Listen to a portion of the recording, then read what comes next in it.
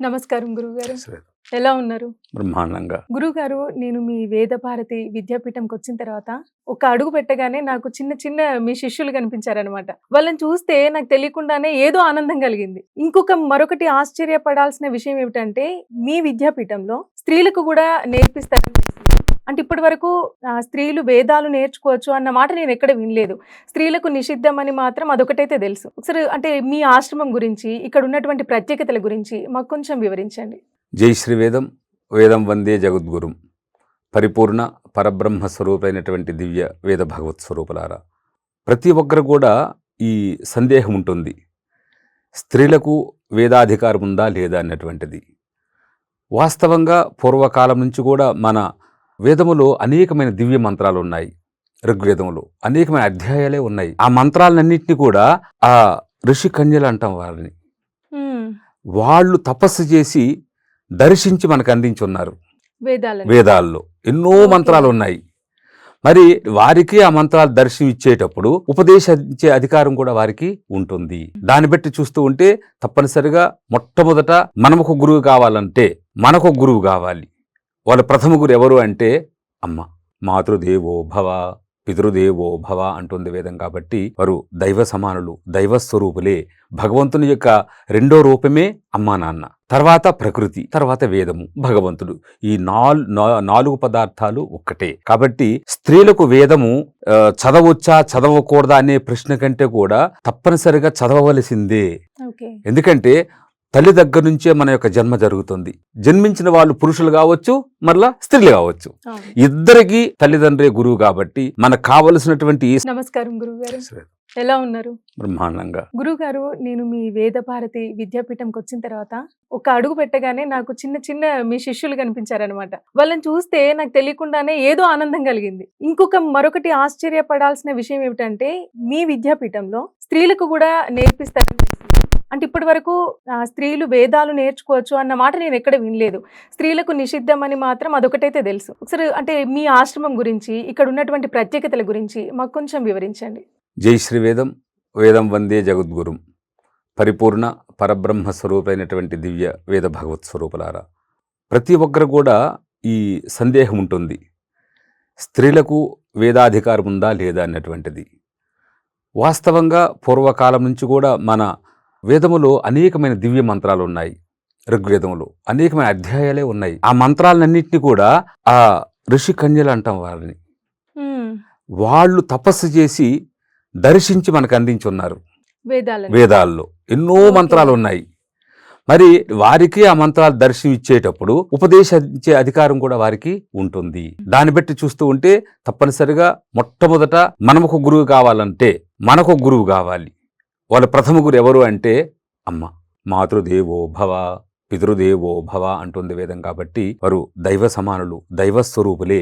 భగవంతుని యొక్క రెండో రూపమే అమ్మా నాన్న, తర్వాత ప్రకృతి, తర్వాత వేదము, భగవంతుడు.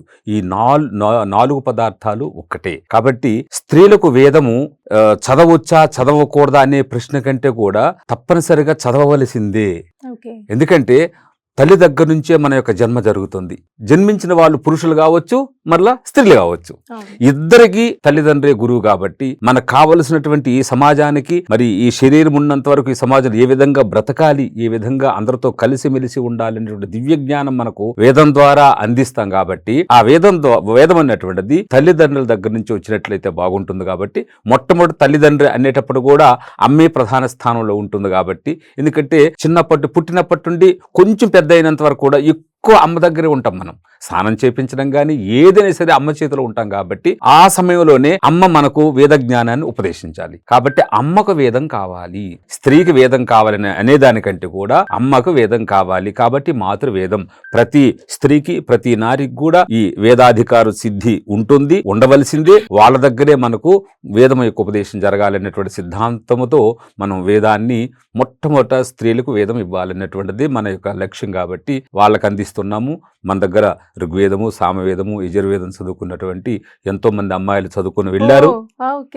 పూర్తిగా MA వరకు చదువుతున్నారు. ఇప్పుడు కూడా కొంతమంది చదువుతున్నారు. కొంత వివాహాదులు కూడా అయ్యి ఉన్నాయి. కాబట్టి వాళ్ళ తర్వాత తరతరాలకు వాళ్ళు అందించాలి. మనం వాళ్ళకి అందించాము.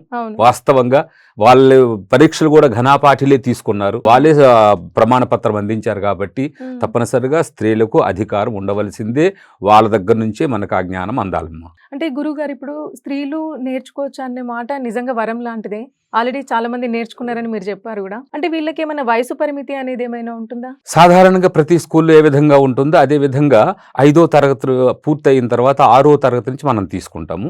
6వ తరగతి నుంచి ఆచార్య వరకు అంటే ఎంఏ పిహెచ్డి వరకు ఈ కోర్సు ఉంది. సెంట్రల్ గవర్నమెంట్ లోనే ఉంది, ఇక్కడ ఇబ్బంది ఏమి లేదు. మనం అంతవరకు తీసుకువెళ్ళాలి, అంతవరకు చదివించాలి. కాబట్టి ఇక్కడ వయో పరిమితి అని లేకుండా, అంటే ఈ ఆశ్రమంలో కోర్సు విధంగా మాత్రం ఏ వయసు పరిమితం లేదు. సాధారణంగా మనం ఈ కోర్సు కాకుండా 1 సంవత్సరము, 2 సంవత్సరాలు, 3 సంవత్సరాలు మాకు వేదం కావాలి అనుకున్నటువంటి వాళ్ళకు కూడా మనం ఆ 3 సంవత్సరాలు మనం వేదాన్ని అందజేస్తున్నాం. అది ఏ వయసు అని కావచ్చు, 40 సంవత్సరాలు కావచ్చు, 50 కావచ్చు, 80 కావచ్చు, 99 సంవత్సరాల వాళ్ళు కూడా, స్త్రీలు కావచ్చు, పురుషులు కావచ్చు, ఇప్పుడు మనం వాళ్ళకి వేదాన్ని అందజేస్తున్నాం.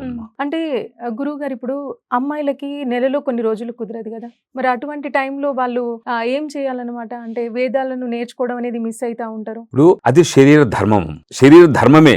అదేదో అది అశుభమని కానీ, అదేదో పాపమని కానీ మాత్రం అట్లా ఆలోచించకూడదు. వారు కూడా అసలు తల్లి అమ్మ కదా, అమ్మ కంటే గొప్ప వాళ్ళు ఎవరు లేనప్పుడు ఆ 5 రోజులు వాళ్ళు క్షేమంగా, సుఖంగా, ప్రశాంతంగా ఉండాలన్నటువంటిదే విధానం తప్ప 5 రోజులు చదవద్దు. మిగిలినటువంటి 25 రోజులు చదువుకోవచ్చు, వాళ్ళ అభ్యంతరం లేకుండా. వాళ్ళు ఫ్రీ అయిపోతారు, సంతోషంగా, ప్రశాంతంగా, వాళ్ళ శరీరం మనకంటే బాగుంటుంది. కాబట్టి 5 రోజుల తర్వాత 100% వాళ్ళు వేదాన్ని అధ్యయనం చేయొచ్చు, అధ్యాపనం కూడా చేయొచ్చు. 5 రోజులు చదవని అవసరం లేదు. మా అమ్మలు కూడా 5 రోజులు ఎవరేం చేయలేరు, వేదాన్ని కూడా చదవకుండా 25 రోజులు కూడా వాళ్ళు వేదాన్ని అధ్యయనం చేయొచ్చు. చక్కటి మాట గురువుగారు. అంటే మీకేం విమర్శలు ఏం ఎదురుగాలేదా? అంటే వేరే పీఠాధిపతులు కానివ్వండి, ఇంకా వేరెవరైనా గురువులు కానివ్వండి, ఇప్పటి వరకు అంటే ఏ వేదాలలో కూడా అంటే స్త్రీలు నేర్చుకోవద్దు అని అంటే తరతరాలుగా పూర్వం నుంచి వింటూనే ఉన్నాం. మరి ఇప్పుడు మీరు కొత్తగా తీసుకొస్తున్నారు ఏంటంటే మీకు విమర్శలు ఏం ఎదురుగాలేదా? 90% వాళ్ళు ఉన్నారు కదా, వాళ్ళందరూ దీన్ని ఆమోదించిన వాళ్ళే. వాళ్ళు చేయలేకపోతున్నారు అంతవరకే. ఒక 10% వాళ్ళకి మాత్రమే ఇష్టం ఉండదు.